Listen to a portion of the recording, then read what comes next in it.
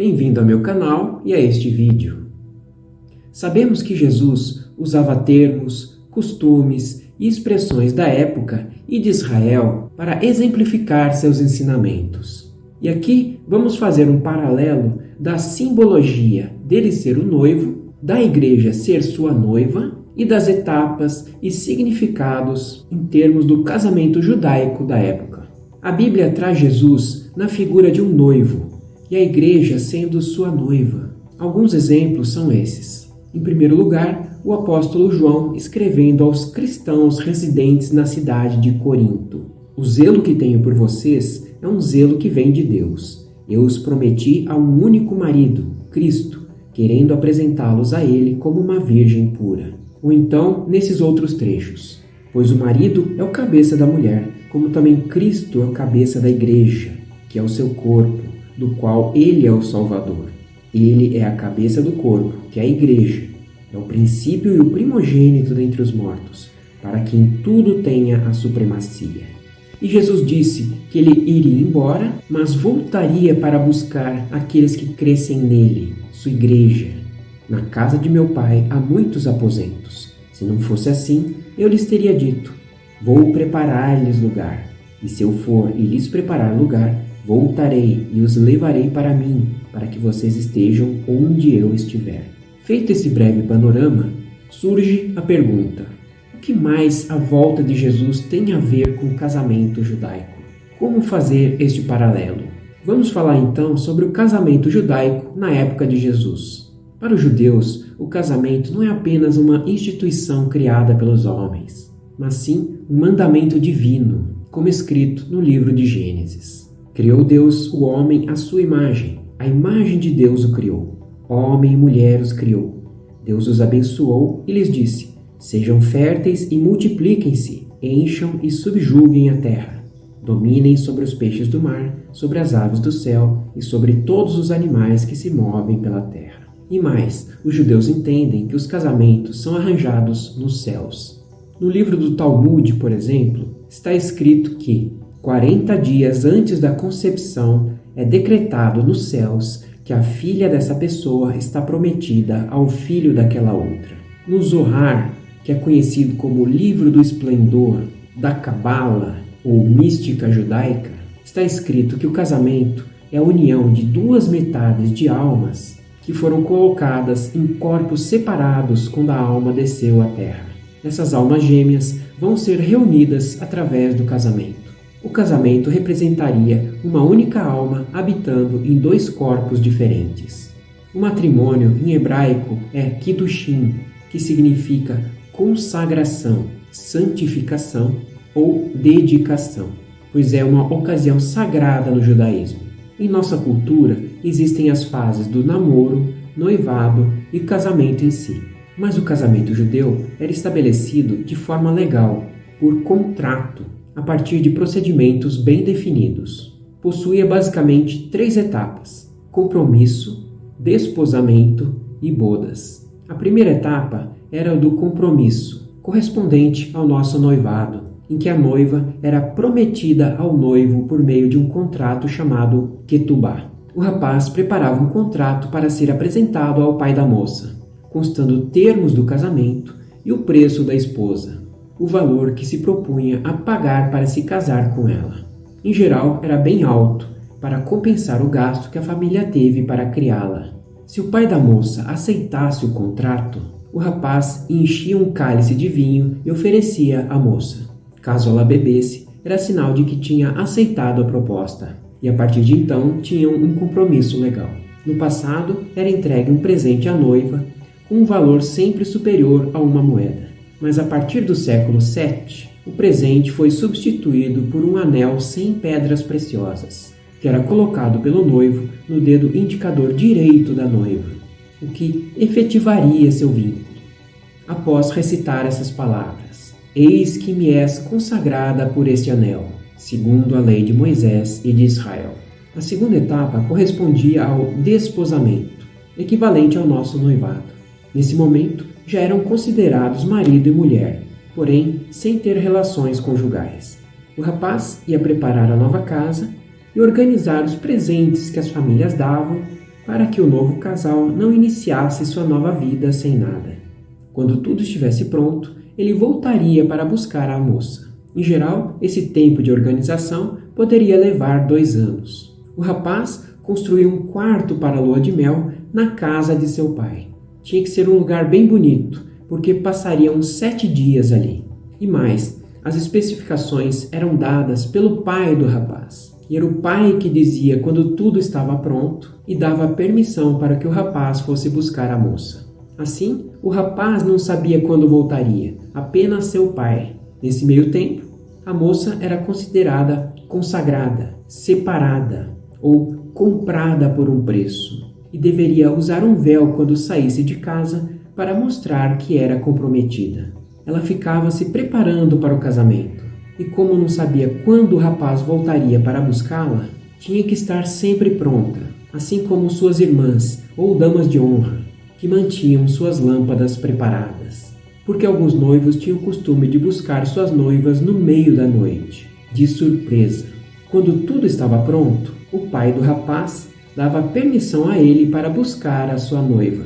E quando este se aproximava da casa da moça, gritava e tocava um chofar, a trombeta feita em geral de chifre de carneiro, dando à esposa um aviso para que ela recolhesse rapidamente os seus pertences. As damas de honra levavam então a moça ao encontro do rapaz, que a levava ao quarto que havia preparado na casa de seu pai.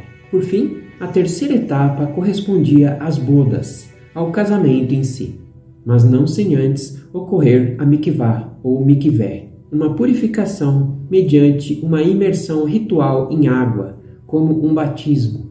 Esse período de bodas, em geral, durava 7 dias, para que chegassem os parentes que moravam em outras regiões.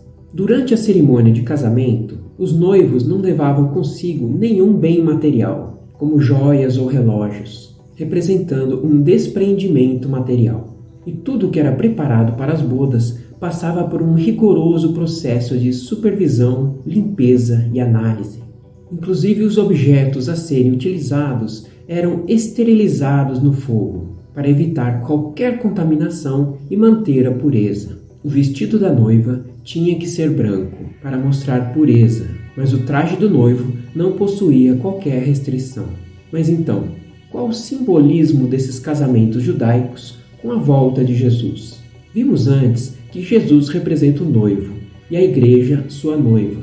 O contrato de casamento foi definido nos céus e Jesus se comprometeu com sua noiva, pagando o preço de sua própria vida por ela, dando seu corpo por nós, nos resgatando, como escrito com relação à última ceia.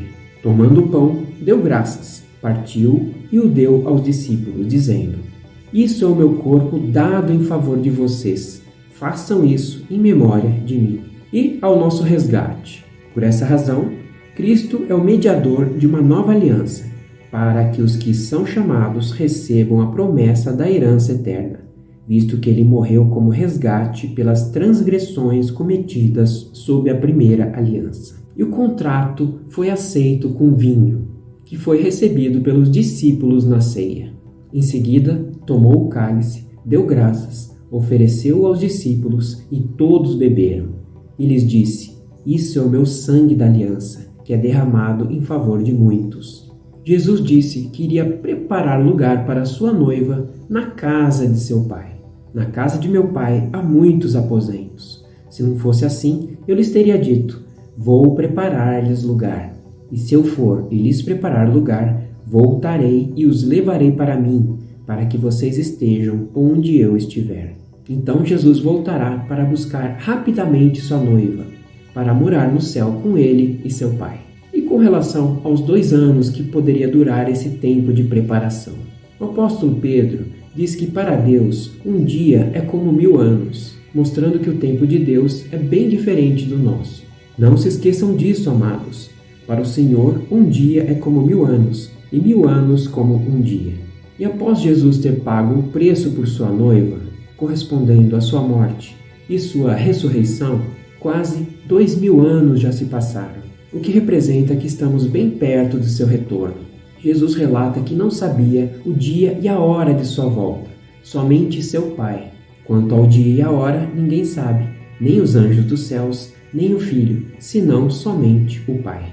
Quando tudo estiver pronto, Deus o liberará para buscar a sua noiva, assim como o pai do rapaz no casamento judaico. Sua trombeta tocará para avisar que sua noiva será levada embora. Pois, dada a ordem, como a voz do arcanjo e o ressoar da trombeta de Deus, o próprio Senhor descerá do céu, e os mortos em Cristo ressuscitarão primeiro. Depois disso, os que estivermos vivos seremos arrebatados juntamente com eles nas nuvens, para o encontro com o Senhor nos ares, e assim estaremos com o Senhor para sempre. Então Jesus voltará para buscar sua noiva, por meio do arrebatamento. E a noiva será enfeitada com galardões e vestida de branco no tribunal de Cristo. Pois todos nós devemos comparecer perante o tribunal de Cristo, para que cada um receba de acordo com as obras praticadas por meio do corpo, quer sejam boas, quer sejam más. E assim como os objetos do casamento eram esterilizados pelo fogo, as nossas recompensas serão de acordo com as nossas obras, que serão provadas pelo fogo. Porque ninguém pode colocar outro alicerce além do que já está posto, que é Jesus Cristo. Se alguém constrói sobre esse alicerce, usando ouro, prata, pedras preciosas, madeira, feno ou palha, sua obra será mostrada, porque o dia a trará à luz, pois será revelada pelo fogo, que provará a qualidade da obra de cada um. Se o que alguém construiu permanecer, esse receberá recompensa. Se o que alguém construiu se queimar, esse sofrerá prejuízo. Contudo, será salvo como alguém que escapa através do fogo. E sobre a roupa branca da noiva, vemos em Apocalipse: regozijemo-nos, vamos nos alegrar e dar-lhe glória, pois chegou a hora do casamento do Cordeiro, e a sua noiva já se aprontou. Foi-lhe dado para vestir-se linho fino, brilhante e puro. O linho fino são os atos justos dos santos. E assim, o casal ficava 7 dias na casa do pai do rapaz. As festas de casamento levavam 7 dias, como podemos ver a respeito do casamento de Sansão. Seu pai desceu à casa da mulher e Sansão deu ali uma festa, como era costume dos noivos. Quando ele chegou, trouxeram-lhe 30 rapazes para o acompanharem na festa. Vou propor-lhes um enigma, disse-lhe Sansão. Se vocês puderem dar-me a resposta certa durante os 7 dias da festa, então eu lhes darei 30 vestes de linho e 30 mudas de roupa. Então, assim como o noivo vinha de surpresa, e a noiva tinha que estar preparada para este dia da vinda do noivo para levá-la, Jesus também virá para buscar a sua igreja, aparecendo inicialmente apenas para sua noiva e depois para todos. Ou seja, pode-se dizer que sua volta ocorrerá em 2 etapas. Uma no caso do arrebatamento nos ares e outra para que todos o vejam com poder e grande glória, já estando com sua noiva presente, agora esposa, após as bodas de 7 anos morando no céu. É o que mostram esses trechos bíblicos. Imediatamente após a tribulação daqueles dias, o sol escurecerá e a lua não dará a sua luz. As estrelas cairão do céu e os poderes celestes serão abalados. Então aparecerá no céu o sinal do Filho do Homem, e todas as nações da terra se lamentarão e verão o Filho do Homem vindo nas nuvens do céu com poder e grande glória. E sua noiva estará com ele nesse dia. Vi o céu aberto e diante de mim um cavalo branco, cujo cavaleiro se chama Fiel e Verdadeiro. Ele julga e guerreia com justiça. Seus olhos são como chamas de fogo, e em sua cabeça há muitas coroas, e um nome que só ele conhece e ninguém mais. Está vestido com um manto tingido de sangue, e o seu nome é Palavra de Deus. Os exércitos do céu o seguiam, vestidos de linho fino, branco e puro, e montados em cavalos brancos.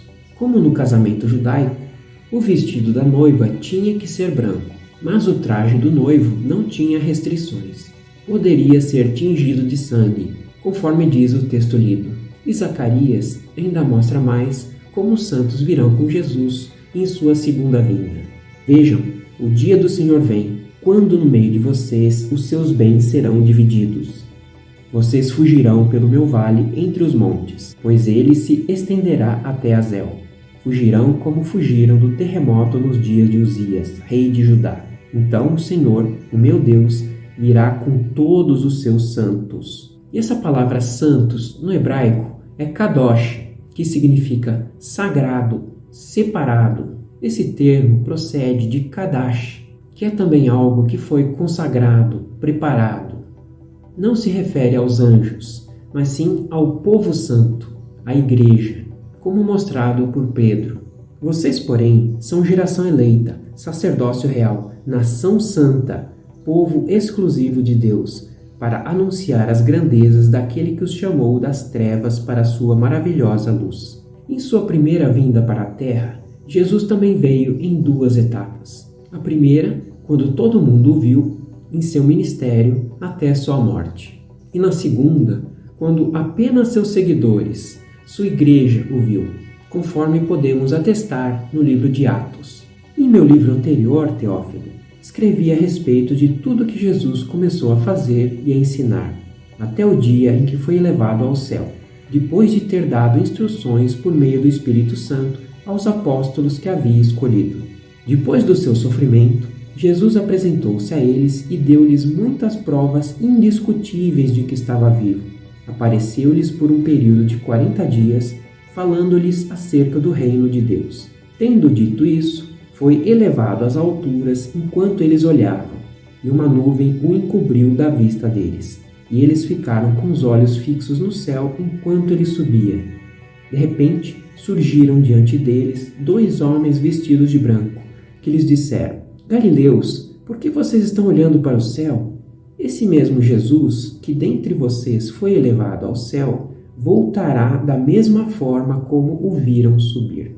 Assim, para manter também o modelo da primeira vinda, apenas a igreja o verá no arrebatamento, que ocorrerá nos ares após o toque da trombeta de Deus. E posteriormente, depois do tribunal de Cristo, que servirá para enfeitar a noiva, haverá o casamento ou bodas do Cordeiro, por 7 dias, ou no caso, os 7 anos de tribulação na terra. Após esse período, Jesus voltará para a terra com sua esposa, a Igreja, para dar fim às transgressões dos homens e reinar na terra por 1000 anos, junto com seu povo que o aceitou. Tem uma playlist em meu canal sobre as etapas do Apocalipse, caso queira se inteirar mais sobre o assunto. Espero que tenha gostado desse vídeo e entendido a lógica da simbologia do casamento judaico com a volta de Jesus. Agradeço por assistir e te espero no próximo vídeo.